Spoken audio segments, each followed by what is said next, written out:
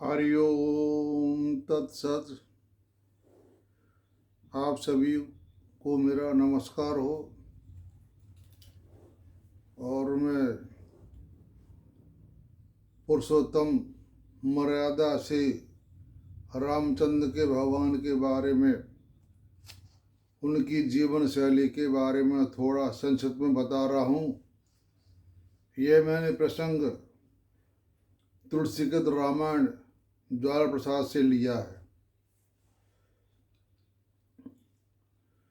श्री रामचंद्र और जानकी के सुंदर चरणों को स्मरण करके, जो संपूर्ण मंगल देने वाले हैं, अग्निवेश के मतानुसार कुछ वनवास की तिथियों का वर्णन किया जाता है।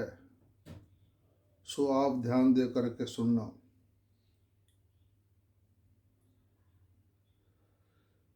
श्री रामचंद्र भगवान ने चैत्र शुक्ल नवमी के दिन जन्म लिया या प्रकट हुए।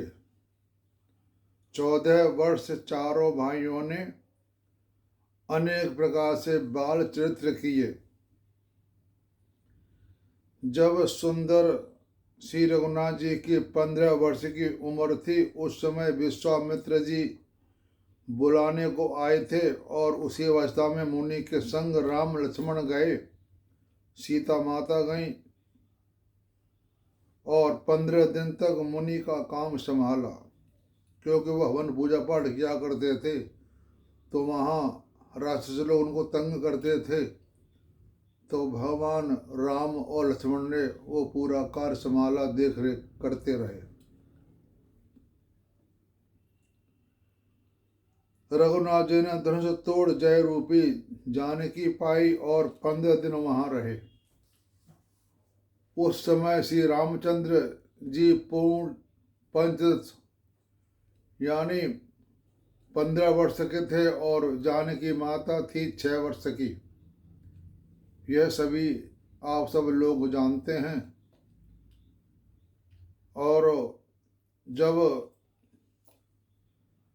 उसके बाद बड़े आनंद से वह 12 वर्ष तक अयोध्या में रहे। जब भगवान की उम्र 27 वर्ष की हुई, उस समय लक्ष्मण के साथ वन को सीता माता के सहित प्रस्थान किया। और यह था वैशाख कृष्ण छठ के दिन रघुनाथ जी वन को चले।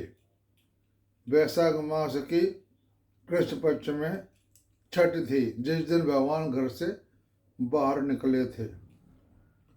14 दिन लक्ष्मण राम जानकी ने संगवीरपुर में कुछ फल भोजन खाए। 5वें दिन श्री कृपा निधान भगवान गंगा जी से उतरकर पार हो गए।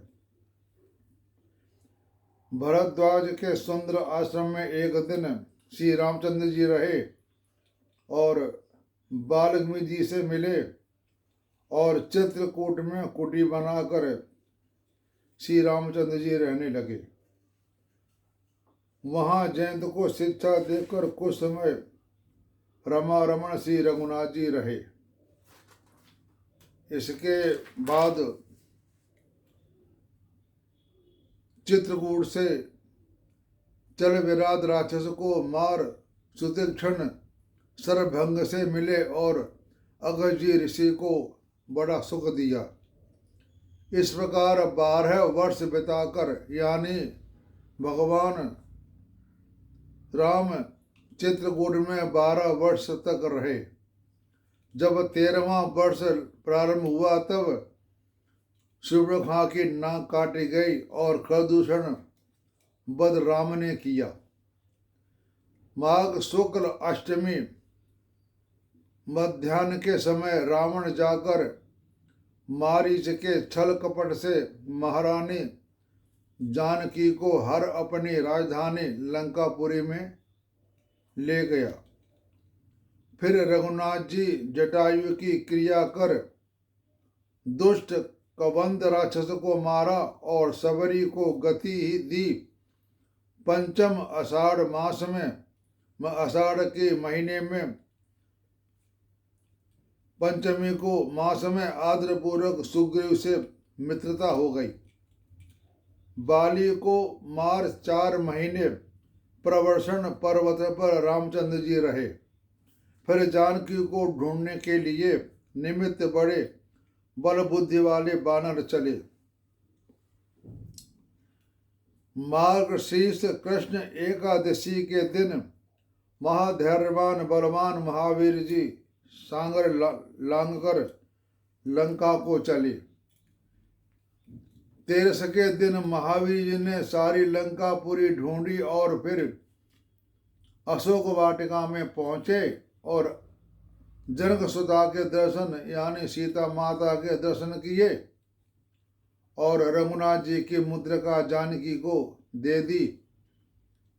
ये कथा तो आपने सब सुनी होगी, लेकिन मैं संक्षेप में सुना रहा हूँ, क्यों पूरी रामायण तो सुनाने मुझे बहुत समय लग जाएगा।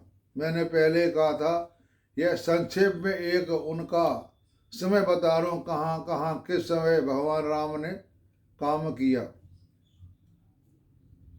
फिर अशोक वन को उजाड़ कर मतलब हनुमान जी ने लंका में आग लगाकर 1400 को अक्षय कुमार को मारा। लंका जलाकर जानकी के पास आकर उनके सुंदर चूड़ामणि को लेकर चले। जब हनुमान जी ने माता को अंगूठी दी थी तो माता ने पहचान के लिए हाँ कि मेरे पास आए या नहीं आए, यह हनुमान जी ने मांगा कि माता जी आप भी मुझे कुछ पहचान दो। तो माता ने चूड़ामणि उतार के हनुमान जी को दे दी। फिर सागर का लंघन करके अपनी सेना में आए और समाचार सुनकर सब प्रसन्न हुए। वहां से सब सुख पाकर चले और 5 दिन मार्ग में लगे। अगहन सुदी छठ के दिन सब कोई किष्किंधा में आ पहुंचे। शुक्रवार सुंदर 7 के दिन जानकी की सुधि प्रभु ने पाई। अगहन सुदी अष्टमी के दिन सेना सहित भगवान ने उत्तरा फागुनी नक्षत्र में लंका को प्रस्थान किया। उत्तरा फागुन नक्षत्र सूर्य का होता है। मार्ग में 7 दिन लगे और पूर्णों के दिन सागर के किनारे आए। फिर पौष कृष्ण तीज के दिन रघुनाथ जी वहां से निवास किया। पौष कृष्ण सुंदर चतुर्थी के दिन विभीषण रघुनाथ जी के शरण में आए और पौष कृष्ण अष्टमी तक रघुनाथ जी ने सागर से विनय की। नवमी के दिन सागर ब्राह्मण का रूप धरकर नीति के जानने वाले राम की शरण में आया, क्योंकि जब भगवान को गुस्सा आई तो उन्होंने तीर धनुष उठाया तो सागर डर गए। तो उसके बाद उन्होंने ब्राह्मण का रूप धर करके आए, उन्होंने भगवान से क्षमा मांगी और 10वीं के दिन सागर का पुल वानरों से बनाना चालू कर दिया। इसके बाद वानरों ने 10 योजन चौड़ा और 100 योजन लंबा पुल बांधा। समुद्र इस पार से लंका की समुद्र की दूरी 100 योजन है। 1 योजन में 4 कोस होते हैं, तो 400 कोस हो गया। 400 कोस में 800 मील होते हैं। 1 कोस में 1.5 किलोमीटर होता है। अब आप किलोमीटर निकाल देना, मैंने आपको माप बता दी। और 10 योजन चौड़ा में 40 कोस चौड़ा 22 मील हो गए। 22 गुणा 1.5, 10 योजन चौड़ा और 100 योजन लंबा पुल बना दिया। 14 के दिन शुक्ल द्वितीया तक सेना सागर से पार उतरी और 10वीं तक लंकापुरी को विचार पूर्वक घेर लिया। और पौष सुदी एकादशी के दिन सुख सारण ने कपियों की सेना दिखाई द्वादशी में प्रभु ने विचार करके अपनी वानर सेना 4 भागों में बांट दी और रावण के कुछ छत्र मुकुट भी रामचंद्र जी ने उसी दिन काट कर गिरा दिए थे। फिर 3 दिन में रावण की सब सेना युद्ध करने को तैयार हुई। माघ कृष्ण प्रतिपदा के दिन अंगद जी रावण को समझा कर लौट आए।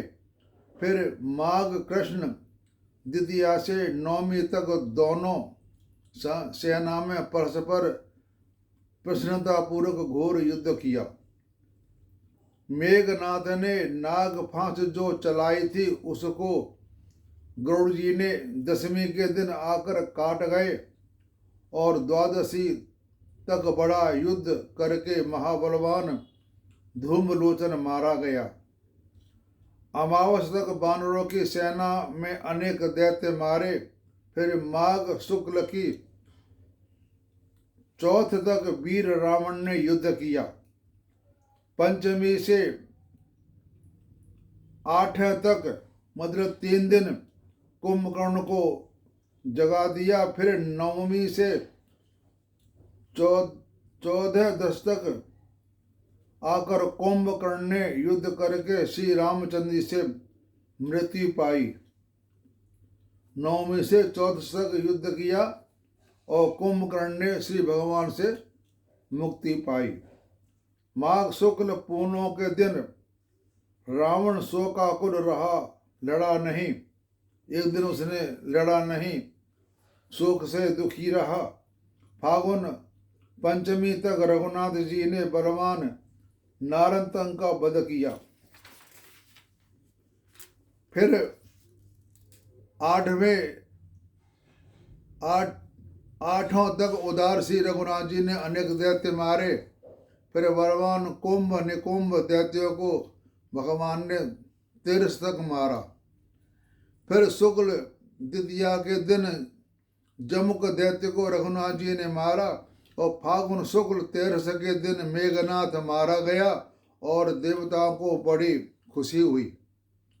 14 में रावण ने शोक के मारे युद्ध नहीं किया। इसी दिन अहिरावण का वध हुआ। फागुन शुक्ल पूर्णिमा के दिन रावण लड़ने को चला और चैत्र कृष्ण अष्टमी तक श्री रामचंद्र जी ने रावण के सब सेनापति मार डाले, सबको मुक्ति दे दी। चैत्र कृष्ण नवमी के दिन रावण ने लक्ष्मण के शक्ति मारी। फिर उसी दिन महावीर जी सजीवन लाए और मूर्छित लक्ष्मण को जिलाया, जिंदा हो गए। दशमी के दिन रघुनाथ जी का रावण से बड़ा भयंकर युद्ध हुआ। एकादशी के दिन मातली प्रसन्न हो रघुनाथ जी के निमित्त इंद्र का रथ लाया। द्वादशी के दिन भगवान रथ पर चढ़ सेना सहित संग्राम भूमि में आए। उस दिन से लेकर 18 दिन तक यह युद्ध चला, भयंकर युद्ध चला। महाभारत भी 18 दिन तक चला और रावण भी युद्ध 18 दिन तक चला। पता नहीं 18 दिन की गिनती क्या है, यह तो भगवान ही जाने। 18 दिन ही दोनों युद्ध हुए। चैत्र शुक्ल चतुर्दशी के दिन संसार को दुख देने वाला रावण मारा गया और पूर्णिमासी के दिन विभीषण दुखी मन से रावण की अग्नि संस्कार किया। वैशाख कृष्ण पक्ष की प्रतिपदा ने इंद्र ने अमृत बरसाकर जो ऋषवान मरे पड़े थे उनको जला दिया। लेकिन जो भगवान ने सेना मारी थी वो जिंदा नहीं हुए। पता वो जिंदा क्यों नहीं हुए? जो भगवान के हाथ से मारा जाता है उसको सीधा मुक्ति हो जाती है, यानी उसको मोक्ष मिल जाता है। जिसको मोक्ष मिल जाता है वह जिंदा नहीं होता है, क्योंकि वो तो अपने धाम में पहुंच गया। जो रावण के हाथ से सेना मूर्छित या मर गए थे तो उनको इंद्र भगवान ने अमृत की वर्षा करके सबको जिंदा कर दिया। यह वजह थी कि रावण की सेना जिंदा नहीं हुई, राम की भगवान की सेना थी वह सारी जिंदा हो उठी। फिर दौज के दिन सुजान भगवान ने विभीषण को राज्य दिया और तीज के दिन जानकी अग्नि में प्रवेश करके सुपूर्वक निकल आई, क्योंकि जब भगवान वनवास को गए थे तब सीता माता को अग्नि देव को सौंप गए थे कि सीता तुम यहाँ रहो और मैं माया रूपी सीता को साथ लेकर के जाता हूँ, क्योंकि वन में कई जगह भटकना पड़ेगा तो आपको परेशानी होगी, इसलिए आप यहीं रहो और मैं छाया या रूपी सीता को लिए जाता हूँ। इसके बाद अग्नि से निकली हुई सीता जी को देख वानरों में मन में बड़ा आश्चर्य हुआ। 14 महीने और 10 दिन तक लंका में जानकी दुखी रही, यानी सीता माता लंका में 14 महीने और 10 दिन तक लंका में अशोक वाटिका में रही थी। चौथे के दिन कपियों के साथ विमान में बैठे रघुनाथ जी अयोध्या को प्रस्थान किया और 5वें दिन प्रयाग स्नान करके 6 के दिन भरत जी से मिलकर आकर के मिले, मतलब राम भरत मिलन हुआ और 14 वर्ष बीत गए तो राम के अयोध्यापुरी में आने से सब मनोनीत कार्य हुए। वैशाख कृष्ण सप्तमी के दिन सबके मनोरथ पूरे हुए और मन में अत्यंत सुख प्राप्त हुआ। जब वन से आए थे उस समय भगवान 41 वर्ष की अवस्था थी और रघुनाथ जी और 32 वर्ष की माता जी थी। उसी दिन रघुनाथ जी सिंहासन पर बैठे और राज तिलक हुआ, यह जगह जानता है। और भादों की 9वीं के दिन सुंदर सीता जी ने गर्भ धारण किया और चैत्र शुक्ल द्वादशी के दिन लक्ष्मण जी दुखी होकर रघुनाथ जी को आज्ञा पा करके हृदय में धारण कर वन में जाकर जानकी को मुनिवर वाल्मीकि के आश्रम में पास में या आश्रम में छोड़ आए। वहाँ वाल्मीकि जी ने जानकी की रक्षा की और पुत्री के समान उनको पाला। यहाँ भी जब माता को वनवास भगवान ने दिया था, यहाँ भी भगवान राम और माँ सीता माता आपस में बातचीत पहले ही हो चुकी थी। तब भगवान ने कहा था कि आप अपने धाम को जाओ और मैं छाया रूपी सीता को वन में भेज देता हूँ। उसके बाद मतलब दोनों जगह सीता माता छाया रूपी गई हैं। जो श्री सीता थी वो ना तो वनवास में गई और ना ही यहाँ सीता को वनवास दिया यहाँ गई और ना ही रामचंद्र भगवान ने वनवास किया था वहाँ गई, यानी माया रूपी सीता ही दोनों बार गई थी। यह लेख है रामायण के अंदर। यह लेख पद्म पुराण में दिया हुआ है कि जब सीता माता को वनवास दिया था तो वो छाया रूपी सीता थी। और यह लेख विष्णु पुराण में भी दिया हुआ है। लेख ये है जो मैं कहता हूँ माया रूपी सीता का। तो तपस्विनी का वेश किए जानकी दुखी रही। 11,000 वर्ष तक रघुनाथ जी ने अनेक प्रकार से धर्म पूर्वक राज्य किया। फिर लव कुश को जन्म दिया। उसके बाद माता जब हवन हुआ था, अश्वमेध यज्ञ हुआ था, उस समय सीता माता यहाँ पर आई थी, ऐसा लेख है। कोई कहता नहीं आई, लेकिन लेख उसका है। वही बता रहा हूँ कि जब सोने की सीता बना ली थी तो उसके बाद राम ने भगवान ने लक्ष्मण से कहा सीता को लेके आओ, तब वाल्मीकि खुद लेके आए थे। उसके बाद सोने की मूर्ति को उठाकर अलग रख दिया। फिर भगवान ने 3 अश्वमेध यज्ञ किए, 3 बार अश्वमेध यज्ञ सीता जी के साथ किए। उसके बाद राजसभा में प्रस्ताव पास हुआ कि आज सीता कुछ कहना चाहती हैं। सबको बुला लिया। सीता माता राज दरबार में आई और उन्होंने कहा कि मुझ पर जो कलंक लगा है, अगर ये सत्य है या गलत है, इसका मुझे प्रमाण चाहिए। अगर ये गलत है तो माता मुझे अपनी गोद में बुला ले।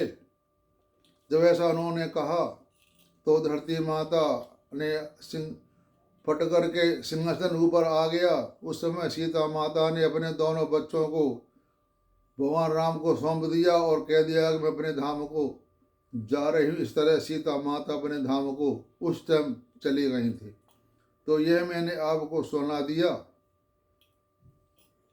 अब आप इसको ध्यान से मनन कर लेना। कोई आपको दुविधा हो तो ये लवकुश कांड में वाल्मीकि कृत तुलसीकृत रामायण में लिखा हुआ है। आप सबको धन्यवाद। आप सबको मेरा नमस्कार।